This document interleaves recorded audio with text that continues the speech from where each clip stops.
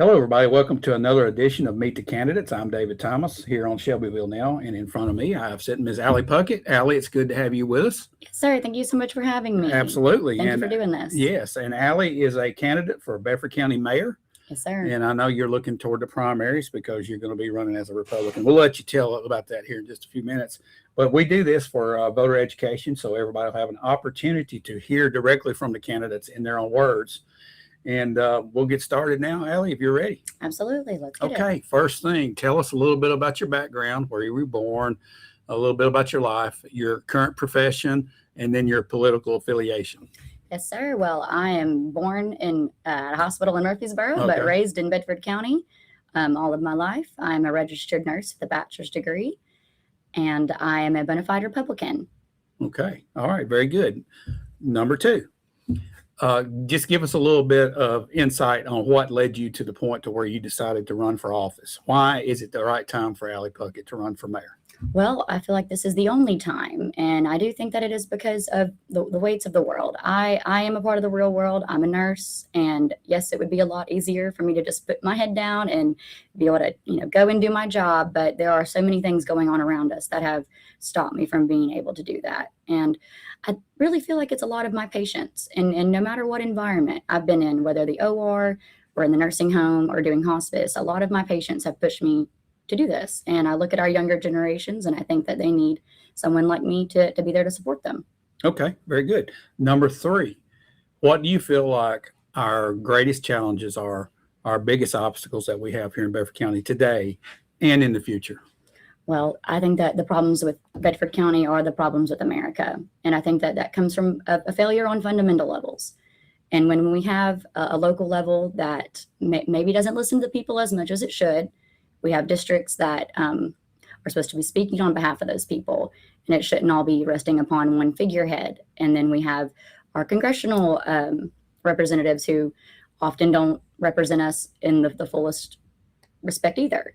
So when we have that breakdown of communication, it's almost like Bedford County becomes a black hole, and we have zero representation. And we can't just rely on everything to come down from the federal government and protect us. We have to have that local leadership. Right.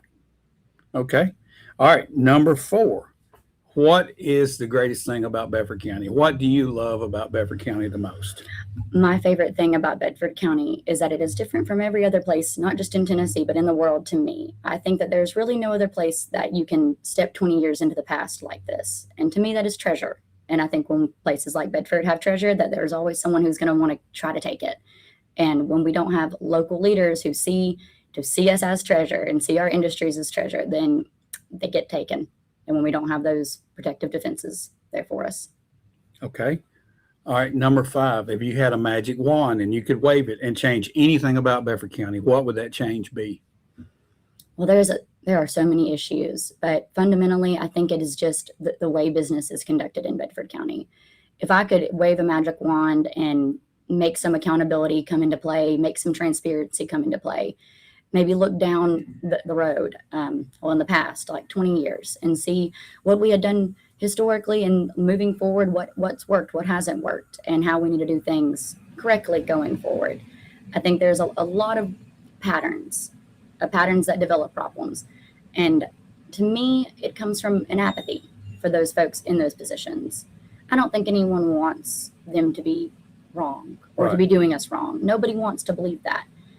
But when you look at the outcomes of their decisions, it's negligent to not apply accountability on the outcome. We've ignored them for a long time, and we've normalized it. And I'm here to make sure we don't do that anymore. All right, very good. Now, here's an opportunity for you to just say anything you'd like to Bedford County, those folks that are out here watching. Just tell me just a little bit about what you would like to say just to the general voting population out there at this point. Well, I think that a lot of our issues, we listen to them coming down from the national level, coming from the national government, large stories that get viral, and we all worry about that. And everyone's trying to figure out where they should be looking. And to me, all of that came down on me to say, I need to look around me. And we can't fix everybody on the internet, and we can't control everybody in Congress, but we can I think if anywhere in the world that could fix their little corner of the world, it could be us, and we could be that example. It would be doing things that people maybe have never thought of before, or maybe thought of and thought wouldn't work. But you can always try. Right. And I think that this can be the place to try. Okay, very good. Ms. Allie Puckett, thank you for sitting down with us today. And thank you for watching. And we'll be back again with another edition of Meet the Candidates.